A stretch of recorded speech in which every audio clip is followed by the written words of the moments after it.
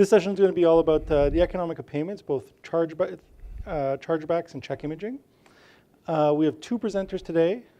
First up will be Fumiko Hayashi from the Federal Reserve Bank of Kansas City, who will have 20 minutes to talk about chargebacks, her research on chargebacks. Fumiko is a researcher at the Kansas City Fed, focusing mostly on retail payment questions around credit cards, security around retail payment instruments, and she'll focus on some of the research. Then after Fumiko's presentation, Geoff Gerdes from the Federal Reserve Board of Governors will be talking about check imaging and his recent research. So Geoff is a long-time researcher in payments, doing questions about retail payments and also a lot of work on surveys. Right? Sure. So each presenter will have 20 minutes each, then we'll have some questions at the end. So first, now over to you. Thanks, James, and good afternoon, everyone. I want to thank you, not Canadian Payment Association, but the Payments Canada, to give me opportunity to present our chargeback study to Canadian Canadian audience. So this is, I should say that views are my own, not the Kansas City Fed or Federal Reserve System. So first, let me begin by briefly explain the motivation and purpose of the study. So the chargebacks are perceived as one of the main costs for merchant to accept payment card. Yet, little research has been conducted on them. So detailed statistics on chargebacks are useful not only for merchants to refine their payment processing practices, but also helpful for the policymaker to think about what the fraud loss distributed between issuers and merchants. And this paper is one of the first attempts to document detailed chargeback statistics. And for that, for this study, we collected data from merchant processors rather than directly from merchant, and several merchants voluntarily provided data to us, the Kansas City Fed. And they provided chargeback data as well as sales data for the 1 year period from Q4 2013 to Q3 2014. So data focus on general purpose signature-based transaction, so PIN-based transactions are excluded from our study.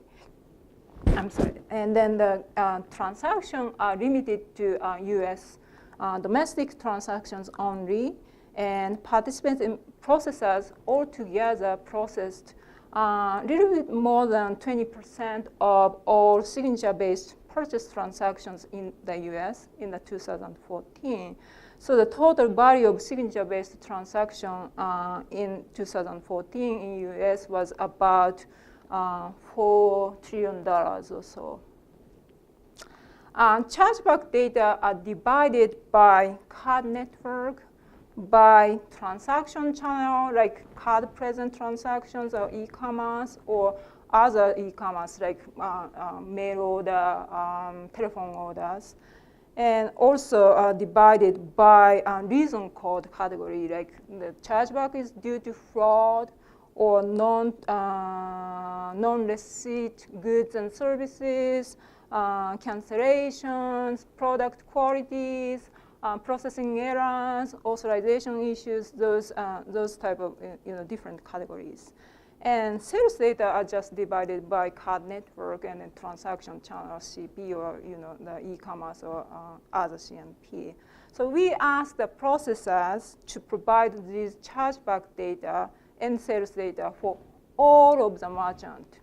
Also, we asked to provide us five major merchant categories separately. And then those 5 categories are department store, gas station, department, grocery, gas station, restaurant, and travel categories. Okay? And then chargeback data included not just number and value of first chargebacks, but also actual merchant losses from chargeback or other information that allow us to calculate actual merchant losses, such as merchant, how much merchant dispute the chargebacks and how much they receive the second chargeback, and so on. Okay, so next slide. This chart shows our main results, and many pieces of information is included in this one chart. One of the reasons why this chart has so much information is Jeff and I asked to present within the 4 slides. So we try to condense our results as much as possible, but we realize that in other sessions, people use tens of slides and so on and so forth. So, but anyway, so this slide has lots of information, so I'm gonna go through everything. Okay, so these 4 bars shows the weighted average chargeback rate or merchant loss rate in value for overall merchant, not by merchant category. These rates are for 4-party schemes. That means Visa, MasterCard signature-based transactions, and American Express and Discovers are excluded. In the paper, we reported results for 4-party scheme and 3-party schemes separately because there's some potential sample bias. Participating processors processed 4-party schemes transact chargebacks for merchant for all sizes. But for 3-party schemes, they just process for small to mid-sized merchant because large merchant directly work with Amex and Discover. So we just report 4-party schemes, 3-party schemes differently. And I just show the 4-party scheme result here. The very left bar, which is this, shows the chargeback rate, the value of chargeback relative to the sales value for all channels combined. So this one include both CP, card present, and card not present. And among those chargeback amount, on average, the chargeback amounts merchant received was 6.5 basis points. Or the 0.065% of their sales value. So that's a chargeback, overall chargeback weighted average rate. And then among them, about 50% or 3.2 basis points are due to fraud. So that's the first bar. And then second bar from the left, which is this, shows the actual merchant loss. So 4.3 basis point is actual merchant loss. And you can compare this 6.5 and 4.6. So this is smaller. That means some of the chargebacks merchant can dispute. So about 30% of the chargebacks they receive, they successfully dispute that chargeback. So issuers say, well, this is your liability, but merchants say, no, this is your responsibility. And then issuers say, okay. So that's what's going on. And 2.6% is due, the basis point is due to fraud. So fraud is more than 50% for them, their losses. Okay, and then look at these 2 bars on the right. Can you see? Oh, there's no pointer. Maybe the. Okay, these 2 are based on, divided by CP, card present transaction or card not present transaction. And card present transactions, the merchant loss, not the chargeback, but merchant loss is 1.8 basis point. But as card not present merchant loss rate is 25.6 basis points. So huge difference between card present and card not present. And then if you look at the fraud loss rates only, then 1 basis point, yellow 1, and then 14.2 basis point. Again, the significant difference between card present and card not present transactions. So that's the main result we found from the study. And regarding the distribution of merchant loss by reason code category, so this is not just a fraud, but no receipt, goods, and quality cancellation, and so on and so forth. But surprisingly, the rest of the categories are evenly distributed.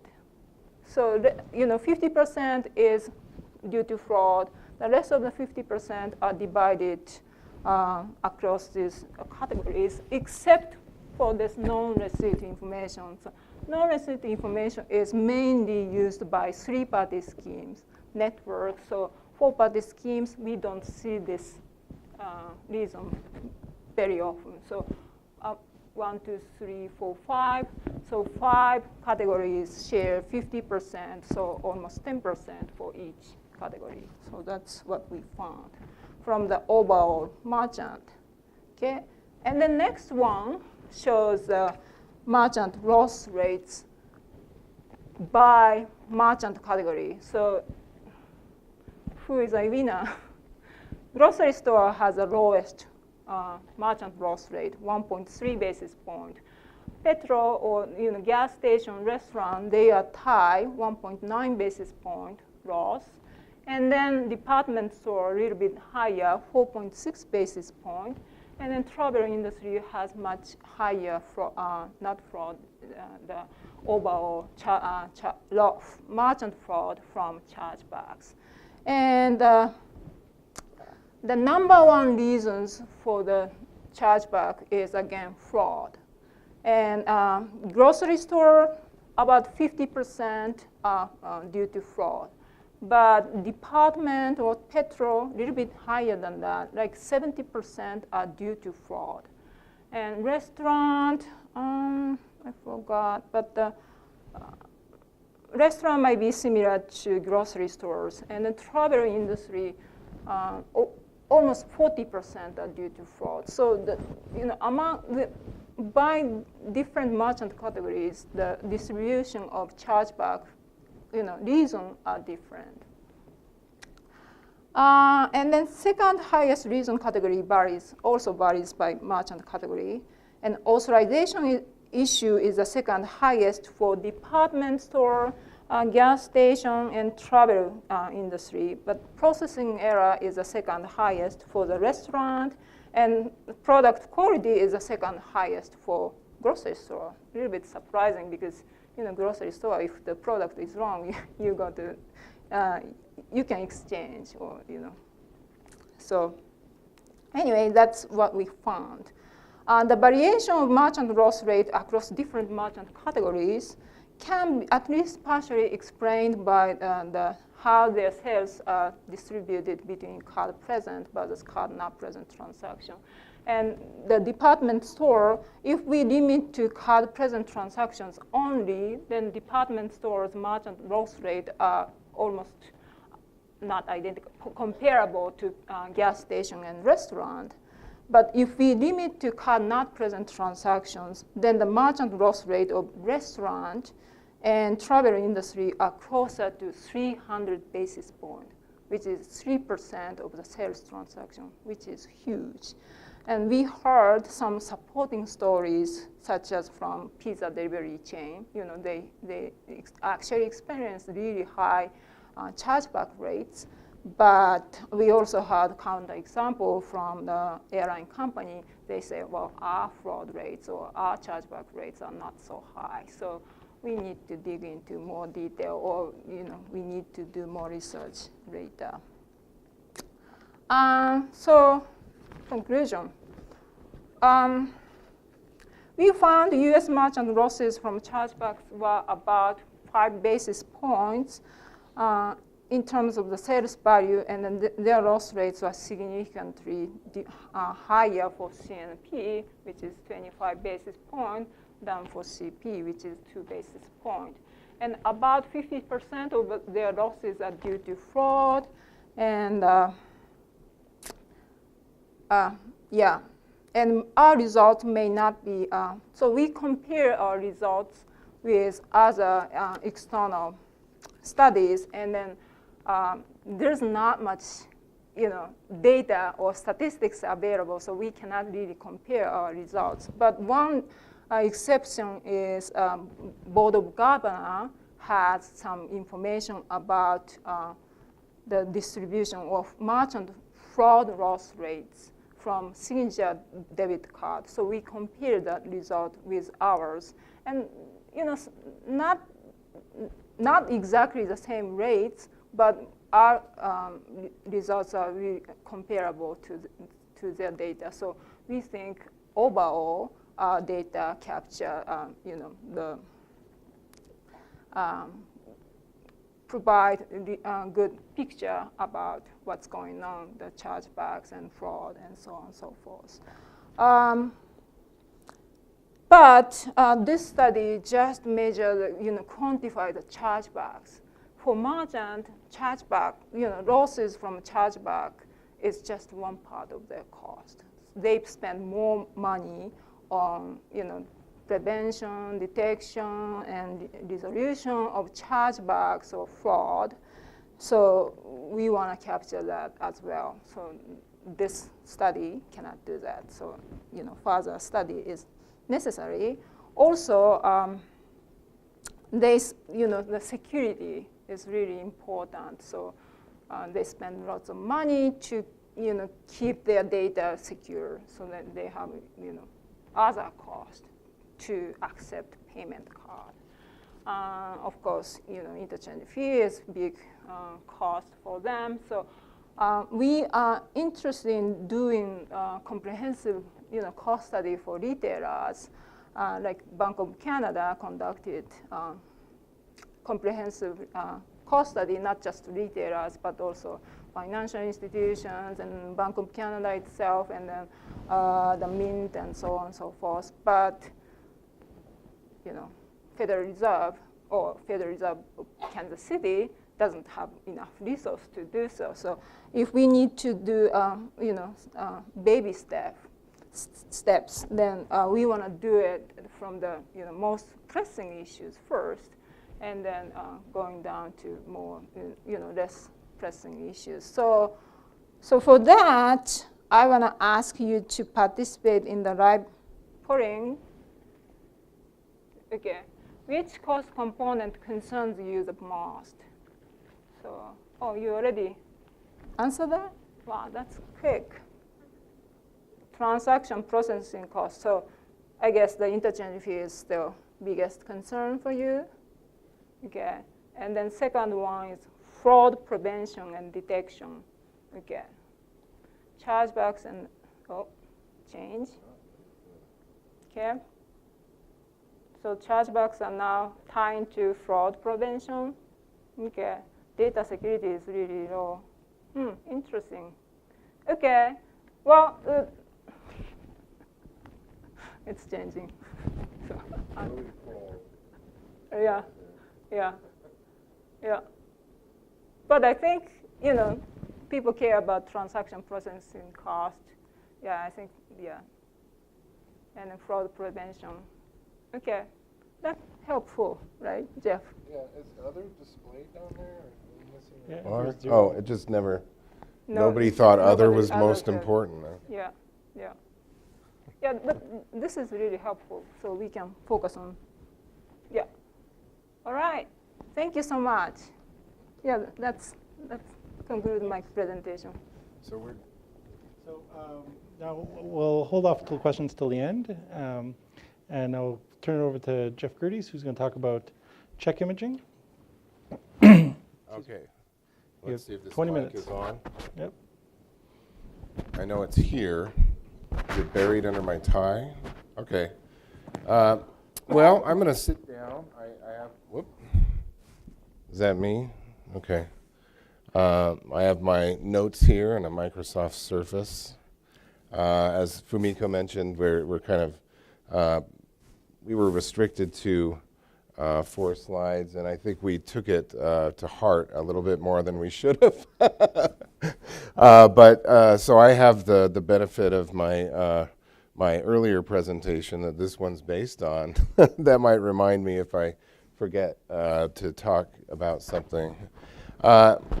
So this is a little bit different kind of study. It's essentially a case study of a transition from one type of technology, in this case paper check processing, to another type of processing, which would be purely image processing, and how that took place in the case of the United States, which I think was a very different experience from other countries for a variety of reasons.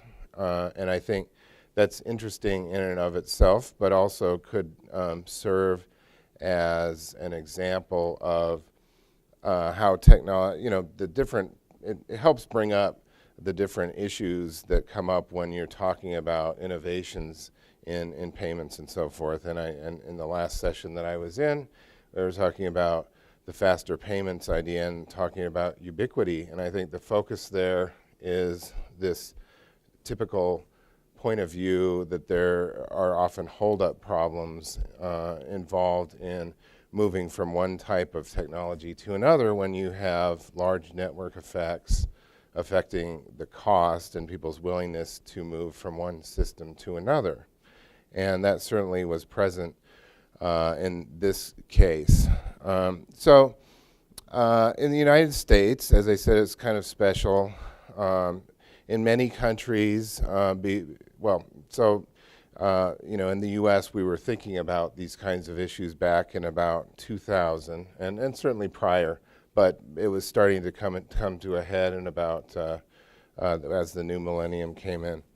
Many countries had already mandated image processing, and often it, I think, probably went fine.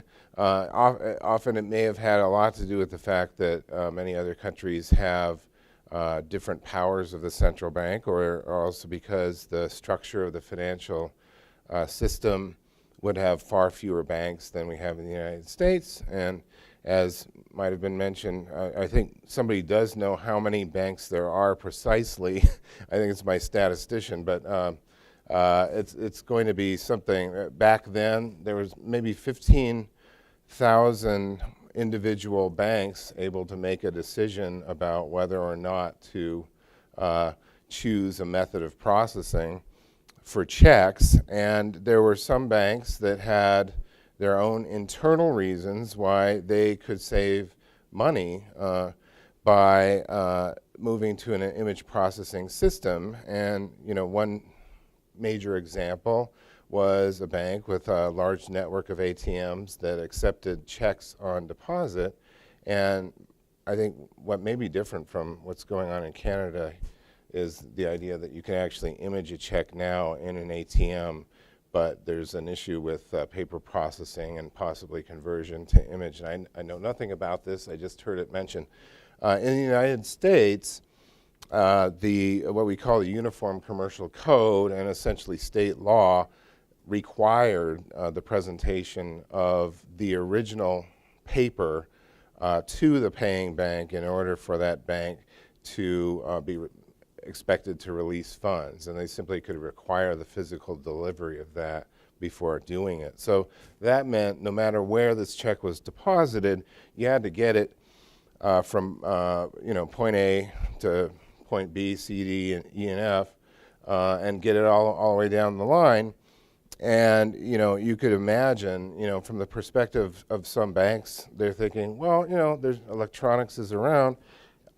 Internally, let's stop sending armored carriers to ATMs, and if we could just capture the image at these ATMs, we could print out a paper copy of that and send it on through the existing paper clearing system. And that was proposed, determined that the Federal Reserve didn't have the authority to do it, so it sort of required an act of Congress. And as you might imagine, there were people on either side of the issue, and nothing ever gets done in the US Congress, as everybody knows by now, even people in other countries.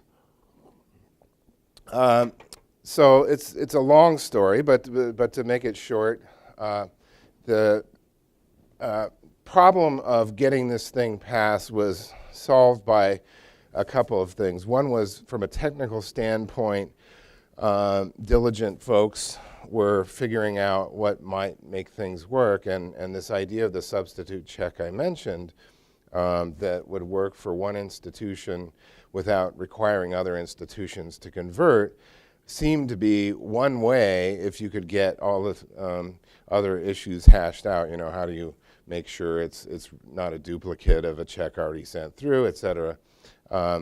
That, you know, maybe you could get agreement if you use this instrument called the substitute check. The other reason that it went well was because of the 9/11 attacks and the grounding of the airplanes, which at least convinced people that didn't think about checks every day that because the Fed had to extend a large amount of credit, and I think it was something like $40 billion, that there was an argument for making the system more resilient by giving this, you know, obviously cost-effective and alternative way of processing checks a chance. And that ended up being maybe, I think, the only unanimously passed piece of legislation going through the Congress ever. And partly it was, I think, because of that. What's funny about that, I think, is that since the financial crisis, you wouldn't think the Fed lending $40 billion to financial institutions was very much, but it's for another day's discussion. Okay, so to get focus here, what we did was to sort of try to understand, you know, I found a treasure trove of information because we knew when every bank that was a Fed customer adopted check processing by image. Once the legislation was passed, and it was starting in, well, October 28th, basically November of 2004, banks could start using this new authority to image a check and send it through as a paper substitute and present that to banks that had not adopted the technology. And so you had this bridge.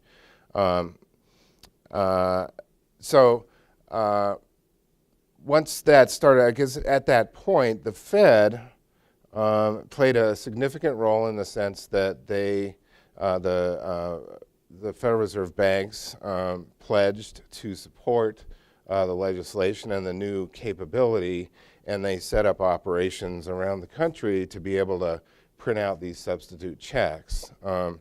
And almost everybody, including the Fed, expected sort of a system of a dual clearing of different either paper or electronics would exist for a very extended period of time, perhaps a decade, perhaps longer. But the Fed was committed to see it through. And I would say also, I'm speaking for the Fed, but I think that's also true for other processors and so forth. The Fed has competition in this area, and that, you know, various processors did see benefits on their own, I think, to be able to process these images, but there was sort of not a clear understanding of whether every bank would be willing to adopt right away, because, and especially because it was pretty well known that checks were declining, and you might have thought at the time that, well, let's just, you know, stick with the existing system. Why invest in, let's say, you know, to throw some hyperbole out there, a dying payment system or whatever it is. What we did with this, you know, what we found after a couple of years, you saw that there was a very, very large amount of conversion over. And by 2008 or so, a little bit beyond that, maybe 2009, 10, you saw that pretty much every bank had converted to the image processing. And that's kind of interesting because it turns out it's very expensive. If you are going to be an early adopter, it's extremely expensive to have to print out these substitute checks. And I think it's time to move on to the next slide, where we can talk about some of the volumes and prices over time. So on the left, what I have is the volumes of different types of checks. Let's see if the pointer works. Not sure what I'm going to point at. Well, you see this here is pointing to the substitute checks, and I'm colorblind, but I think that's probably purple, those lines. I probably shouldn't have used this particular slide. It's a little confusing. It's basically what I'd say is that the data that we used is the solid lines, and then there's also the dotted lines. What happened over time is that the Fed, there was an original cohort of customers of the Fed banks that were using their processing services. And over time, some of them started adopting image processing, or they might have stopped using Fed services and gone to another processor. And it's either because, for a variety of reasons, it could have been that they skipped over to image processing on another. I think that actually distracts from the story in this short of a short of a presentation. So maybe just concentrate on the solid lines there. And what you see is the total number of checks processed by the Fed for the cohort of banks that existed at the beginning of the study. And the black line is the sum of the image and the paper and the substitute checks. And they're kind of uniquely represented here. Either it was deposited by paper and was delivered by paper, it was deposited by paper, I'm sorry, by electronics and delivered as paper, which would be the substitute, or it was deposited electronically and delivered by electronics, and that's the image line. So what you see is that there was a peak in substitute checks around 2008. That's when it would have been most expensive to use sort of this bridge from one technology to another. So I think the second thing to look at here is the price graph that's on the right, and that's also more complex than it probably should be, and I apologize, but it shows this big peak here with the red line is what happened to the price of paper late in the game. You see prices down here at the beginning of this experiment, this period of time. You've got paper, and that's actually it's kind of more easily seen here in this smaller graph where I've expanded it out. And this basically, the y-axis goes up to 20 cents in this particular picture.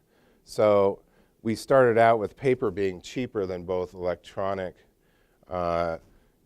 deposit and substitute check creation.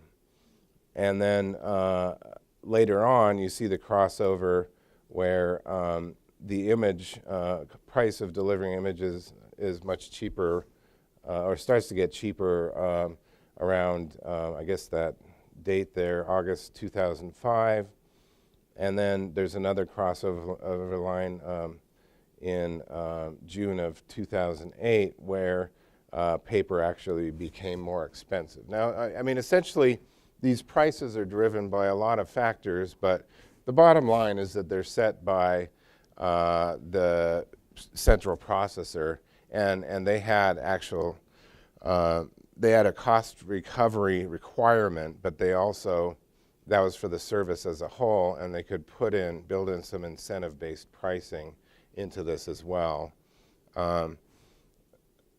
Anyway, with all of that going on, my co-author and I basically looked at essentially what the cost function looks like when you're trying to make the decision about switching from image deposit to paper deposit when the other banks in your network are either one or another. And came up with essentially a measure of what we call the network spillover or the network externality of, and it's a positive externality of the image processing that basically says, you know, it's based on the difference in the cost of having to create a substitute check and the cost of delivering the image.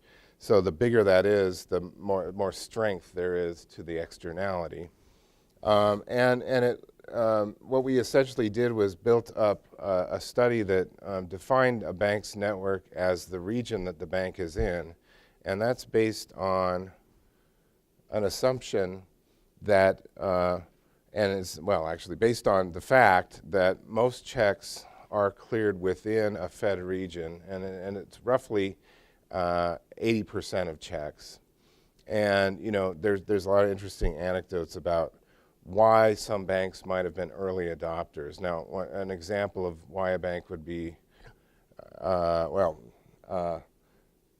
maybe I won't get into that right now. I was just but the basic story here is, if you look here, the regions have very different patterns of adoption, but these are essentially what we in economics have learned to understand as the usual shape of adoption that you see occur for all sorts of technology, this S-curve. And what this is kind of displaying is that there are quite a few regions that experienced some major acceleration, and that's essentially based on a feedback effect that occurs when some of the banks in your network adopt. It increases the probability that you yourself will adopt. And so in some regions, just the fact that your counterparties were adopting would have led you to have a stronger incentive to adopt. And it went through several channels, we think. One is the explicit channel of what it simply what it costs to process the checks would go down if you switch in a case where there's a higher adoption rate in your region. Other reasons are because if you are an early adopter, you also have an incentive to get your large counterparties to adopt image processing as well. So you might in fact share, you may learn as you go and then share that information with the banks that you exchange checks with, because it's for your own benefit as well if they were to adopt. So the channel by which the network effect goes through could be in several different ways. So we got about 7 minutes left. I'm going to hit my conclusions here, and then maybe we could take questions from the audience. Oh, look at this. How did we get that? I think there's one more slide somewhere. Aha. Okay. That was kind of non sequitur. I apologize for that. All right. So what we found when we did the estimation was that there was, for every 1% increase in the regional adoption rate, on average over the entire time period, the probability of banks in the region adopting the following period, the next month, was increased by 3%. And those numbers essentially are extremely large because there's a cumulative effect that goes on. Because once there's been an adoption, it just accumulates as the months go on. And it just reinforces this picture you see in many, I'll just say half the regions, there's an extremely fast adoption, whereas other regions caught up later. They all had a feedback effect, but it was very clear that those that had a lot of early adoption were fully adopted much earlier than those that didn't have as much early adoption.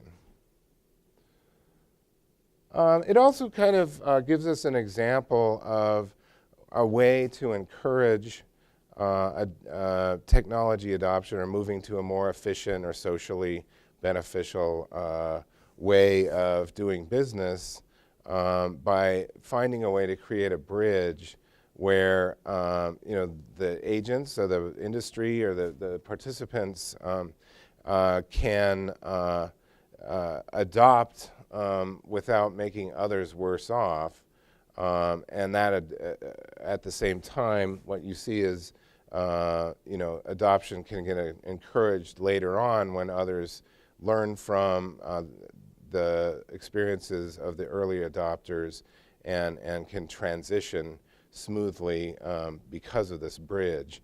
And it's basically when you think about a mandate, where typically the major concern with a mandate is it's going to create winners and losers right out of the gate, and a lot of those that are objecting to moving to a new system are thinking about their own costs, the fact that they're not ready, and it's just really not to their benefit, even though they may see the social benefits. They just don't see why they need to pay for it. Maybe somebody else should pay for it. And this really allows those that benefit the most to be the ones that foot the bill as well. And it kind of is a natural way of distributing costs other than sort of divvying it up through some kind of requirement. And that concludes my presentation. Okay, so I think we have time for one or two questions. Okay. So first in the back.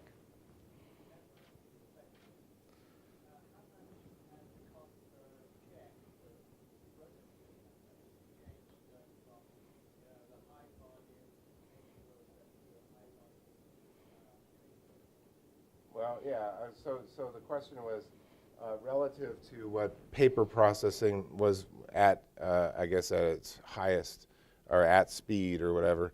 Now that we're sort of fully converted, how have costs changed? And I can't give you a straight answer. I could quote a paper. I think, so there's a paper by David Humphrey and Robert Hunt that I think says that roughly $3.8 billion of cost was actually taken out of the system per year. And I guess, I don't know, there's some factors involved because there has been a decline in checks at the same time. We believe checks peaked at roughly 50 billion or so.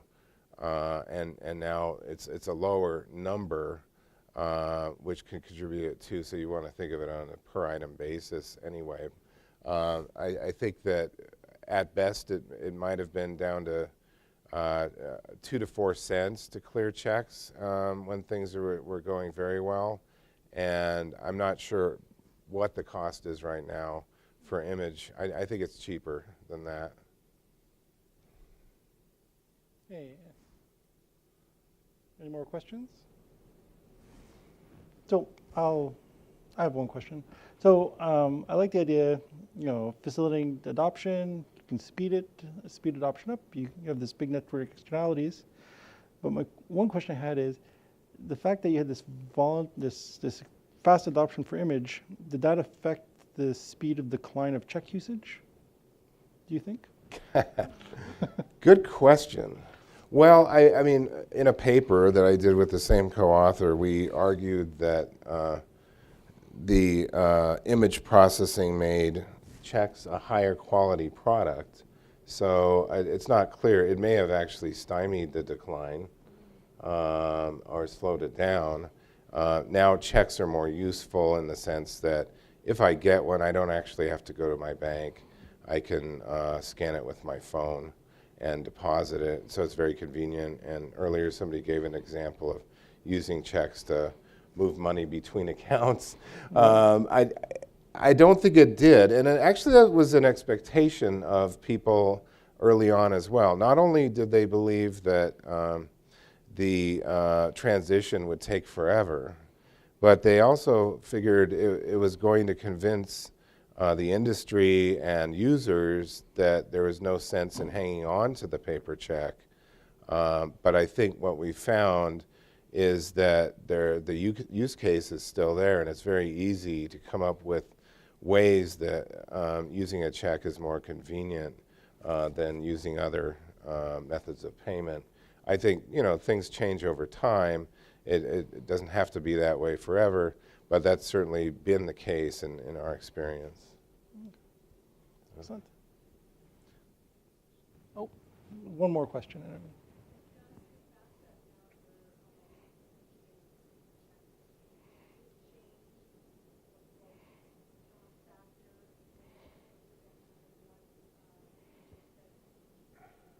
Yeah, it did. Yeah. Well, there were actually, yeah, there's very little float, is what I would say, in the system. You know, maybe we have somebody in the audience that could probably answer that question better than me. But well, there were a couple factors going on at the same time. The Federal Reserve was consolidating offices, and when the Fed consolidated offices, there's something called the Funds Availability Act, which put requirements on banks on how quickly they made funds available to depositors when they deposited a check. And because of these Fed consolidations, and then ultimately the Fed processor essentially being a single image processor, led to all checks becoming what we call local checks that had much shorter requirement. And I think it's, I forget, it was probably 2 days. Except for certain checks that are a one-day requirement. But what we've seen when we've done surveys is that banks actually, from a customer service standpoint, typically provide availability faster than the requirement. And you know, I don't really have a lot of empirical results on how quickly the funds become available at this point. But the idea of using float, at least, is not very attractive anyway because of the interest rates. Yeah. Okay. Okay, so we're over time now. I just want to make sure everyone knows that if you still have more questions, you're interested, I think both papers are public on your websites, right? So any more interesting questions, interested readers can go and find lots of details that weren't discussed here. And if you could all join me in thanking our two researchers for the presentations.